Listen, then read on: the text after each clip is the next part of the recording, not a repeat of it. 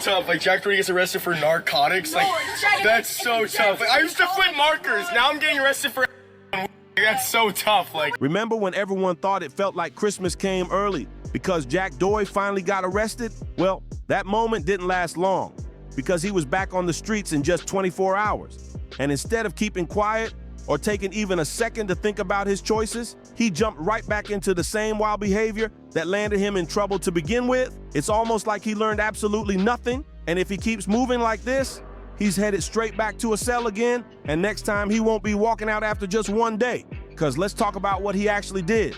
This guy walked out of jail, put on a t-shirt with his own mugshot printed on it, went straight to a nightclub, got into another fight, and then hopped on a live stream bragging about doing drugs. And on that live stream, he was shouting, "But I'm free after 24 hours. I'm a free man, baby. Let's go." Like he genuinely thought this was some type of victory moment. At this point, it isn't just a lack of self-awareness. It's a full lesson on how to wreck your own future in record time. And somehow, he still believes he walked out on top, all because he got released from Turner Guilford Knight Correctional Center after posting a $3,500 bond. Anyone thinking clearly after getting hit with serious drug charges and resisting arrest would have gone home, contacted a lawyer, and stayed offline for a bit. So bad. Like, no, I'm joking. But guys, I don't think you understand. Like, bro, that was the longest, most miserable 24 hours of my life. Like, I literally can't believe I'm out now, and I'm just so freaking happy and thankful. But Jack Doherty does the complete opposite every time. The second, and I mean the exact second, he stepped out of jail, he pulled out his phone like it was an emergency and started streaming on that low-tier app Party. He instantly started talking about how jail was the worst thing he ever went through and how he already missed drugs and alcohol. It was unbelievable to watch. Like he couldn't wait even 1 hour to start causing problems again. Then Jack starts talking about his time in jail like he's some seasoned criminal who's been through years inside, not a single day. He's out here saying his bunkmate looked like Dave and how he was scared, and then he suddenly switches to bragging about how he ran that place, acting like he was in charge of the whole block. My bunkmate was like he looked like Dave. I'm like, dude, please don't hurt me like that. Like, why would they bunk me with a guy that looks like Dave? Like, of all people. My friend, you were in there for 24 hours. You didn't run anything. You were most likely sitting in the corner, trying not to stare at anyone while your bodyguard was outside checking the time like it was a parking meter about to expire.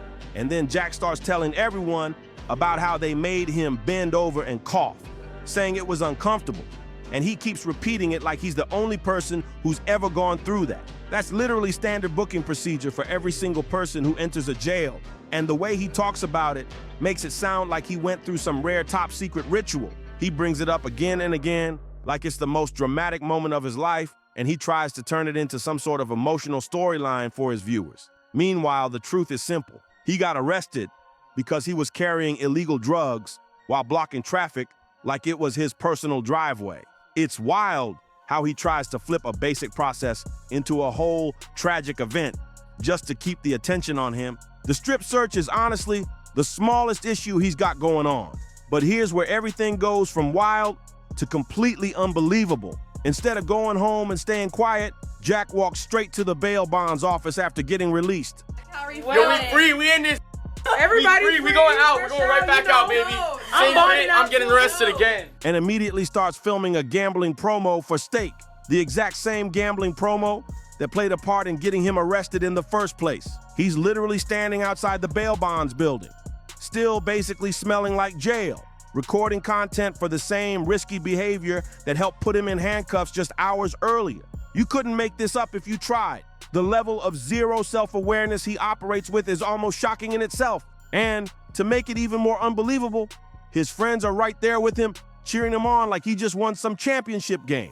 They're hyping him up like he came out of jail as a hero instead of someone who barely made it out after one day. It's wild seeing a whole group encourage the same choices that keep dragging him deeper into trouble. They were out there acting like this whole situation was some kind of party, celebrating him getting arrested and released like it was a trophy moment. It was surreal watching them treat it like an achievement instead of a warning sign. And of course, Jack couldn't just leave it alone. He goes and changes his Twitter profile picture to his own mugshot, like getting arrested is now part of his brand identity. You bucking this man right here, bro. Get out of my face. I respect the dog. What about you? I respect the dog. Get out of my face, bro. He's trying so hard to spin the whole thing into a joke, making it seem like none of it matters, and it's all just content for the internet. But here's the real issue. When you've got felony charges hanging over your head, turning the whole thing into a joke online is one of the worst moves you can make. Prosecutors pay attention to things like that, and they love when people publicly act like they don't care. They'll show all of that to a judge and say, "Your Honor, the defendant clearly shows no remorse." And just like that, Jack's online comedy routine becomes evidence against him. It's wild how he keeps treating serious trouble like it's a social media challenge instead of something that could change his life. And then he takes it even further. He gets custom t-shirts made with his mugshot printed right on the front, not just for himself, but for his whole crew. They're all walking around wearing shirts with Jack's face plastered across them. They put me on it young, and I literally became a millionaire at 15. Like, what? Yeah, no, I'm kidding. Like, literally. TMZ style, like they just launched some brand new merch line. It was wild seeing them treat it like a fashion moment instead of a sign that things are getting out of control. And where does Jack choose to debut this shirt? A nightclub, obviously, because there was no chance he was going anywhere quiet or low-key. So he pulls up to a Miami club wearing his own mugshot like it's designer wear and instantly gets into a confrontation the moment he steps inside. Some guy walks up to him and starts calling him out, and Jack flips into his usual act, pretending to be tough because his bodyguard is right next to him, ready to step in. The whole scene looks sad, honestly. Jack trying to flex like he's untouchable while relying on someone else to protect him, all while wearing a shirt reminding everyone he just spent a day in jail. It was one of the most unconvincing attempts at looking bold that anyone could imagine. Everybody already knows Jack is not built for that kind of lifestyle. That's the whole reason he pays someone to stand in front of him while he stays in the back, talking tough like he's running the place. And the guy calling him out in the club could see straight through the act. It was obvious Jack wasn't the one handling anything. But the part that really proves he didn't learn a single thing from getting arrested comes next. While he's in the nightclub, while he's live on stream, and while he's still out on bond for serious drug charges, he starts talking about Adderall, the same drug that got him into trouble. He's on camera saying it's amazing, and even claiming it helped him make big money when he was younger. He's out here openly praising a controlled substance while he's literally on bond for possessing that exact substance. It's unbelievable to watch someone treat their situation like it's a joke, especially when every word he says on live stream can get replayed in court.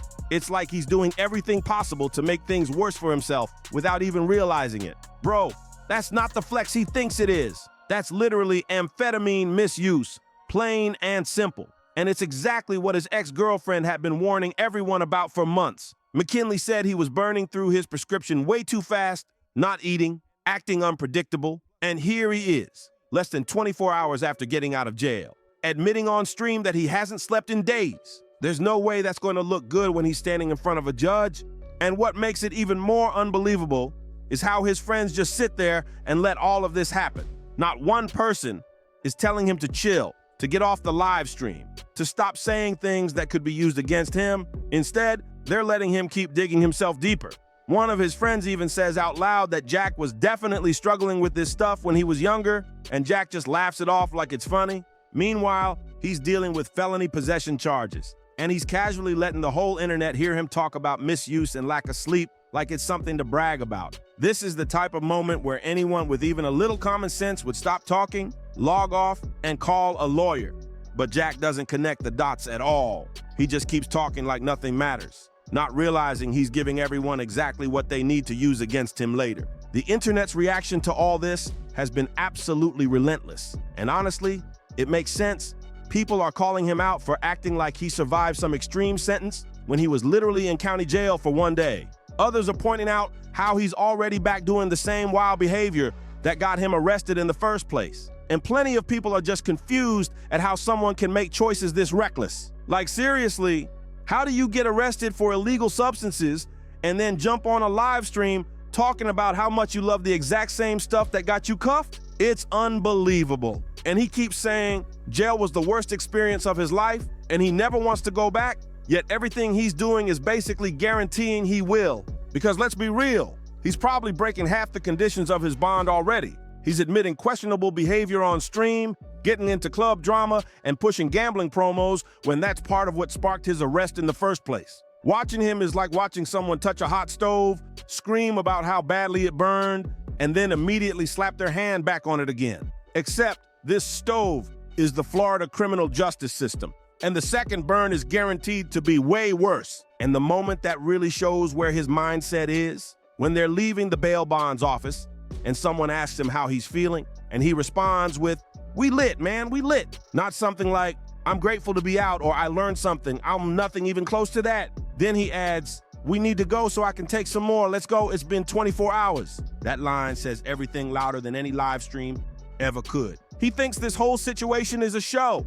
Entertainment, content, views. But here's what he doesn't seem to get. He's staring down a potential 7-year sentence if the court decides to come down hard on him. That third-degree felony involving amphetamines is not something you just laugh off on the internet. And every single move he's making right now, every stream, every club fight, every comment he makes about drugs, every stunt with his mugshot shirt, it's all turning into evidence. And the judge handling his case is absolutely going to see it. So what do you think is going to happen when he walks into court and they show clips of him bragging about illegal substances, wearing his own mugshot on a t-shirt, live streaming club confrontations, and acting like none of it matters? You think the judge is going to say, "Oh, he's just playing around"? No way. They're going to see exactly what everyone online sees.